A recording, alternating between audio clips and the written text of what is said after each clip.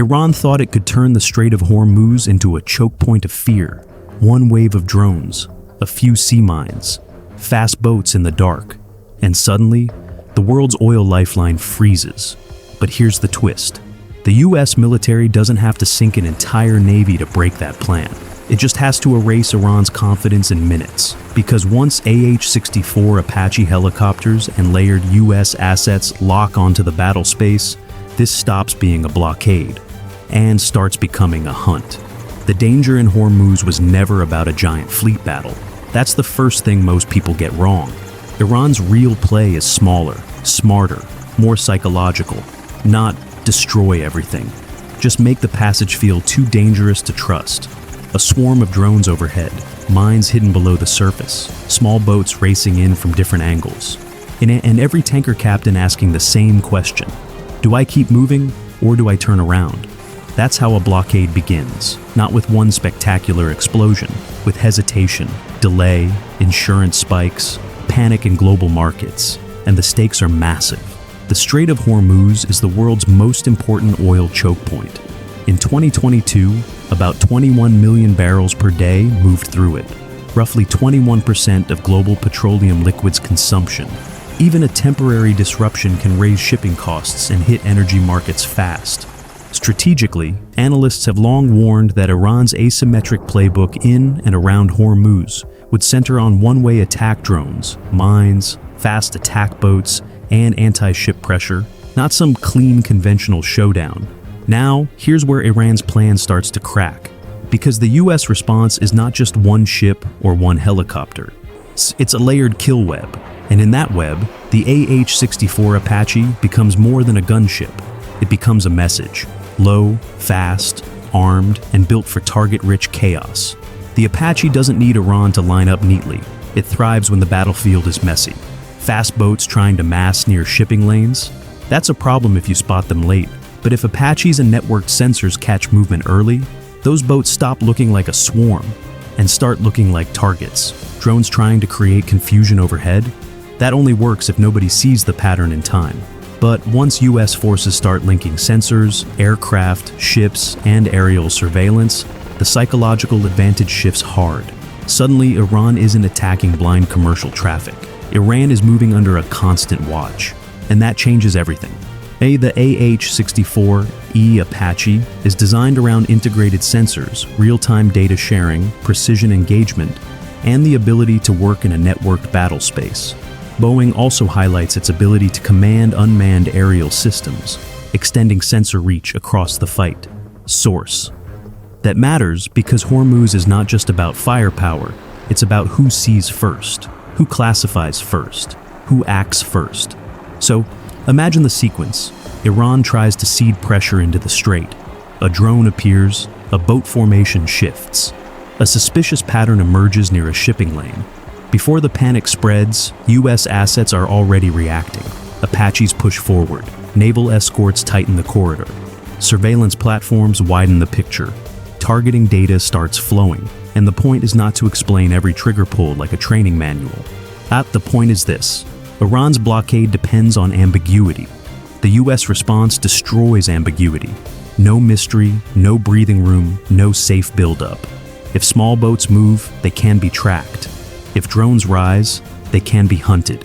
If mine laying starts, the window to do it quietly shrinks fast. That is why the first real defeat of a blockade is not physical, it's mental. Because the moment Iranian crews realize they are being watched from multiple layers, air, sea, and network surveillance, the mission stops feeling like a daring ambush and starts feeling like exposure. And this is the part people underestimate. A failed blockade doesn't just waste weapons, it humiliates the strategy behind them. Iran's pressure campaign works only if shipping companies, tanker crews, and global markets believe the threat can appear anywhere, at any time, and that without warning. But if Apaches, escorts, and surveillance keep ripping away that uncertainty, the entire mood flips. Now the fear moves in the other direction. Now it's Iranian drone teams asking if they were detected before launch.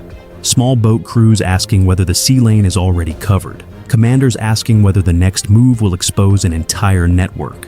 That's not just military pressure, that's cognitive pressure. And once that sets in, every action becomes slower, more cautious, less aggressive. A blockade needs rhythm, surprise, momentum.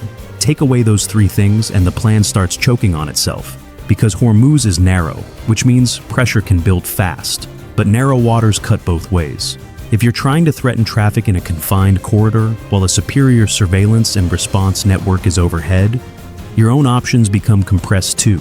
You don't get infinite room to improvise. You get less time, less concealment, less confidence. That is the real strategic effect of AH-64 Apache presence inside a broader US response.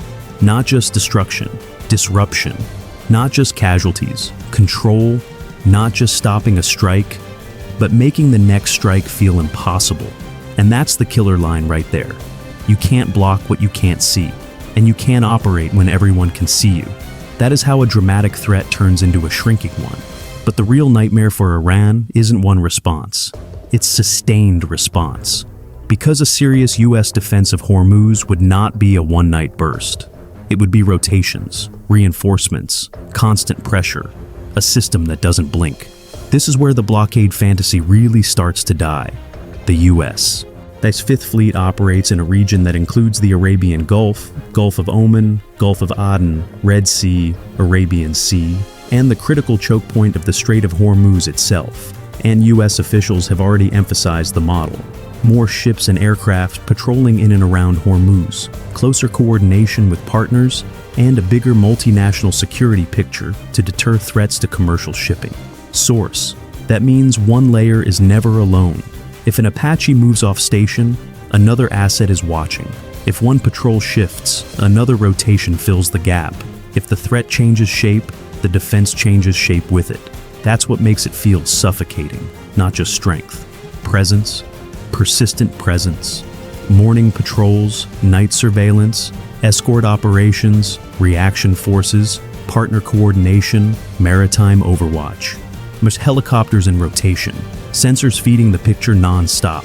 So even if Iran tries to stretch the crisis, the message coming back is brutal. There is no empty hour. There is no easy window. There is no clean opening. And that is devastating for any blockade strategy built on timing and surprise. Because a blockade is not only about weapons entering the fight, it's about confidence staying in the fight. Once the US proves it can keep that corridor covered day after day, the pressure shifts from, can Iran threaten Hormuz, to something much worse for Tehran. Can Iran keep trying without getting exposed, degraded, and outpaced? That's a losing question. So, what does this really mean? It means Iran doesn't win by announcing a blockade. It only wins if the world believes the blockade can hold.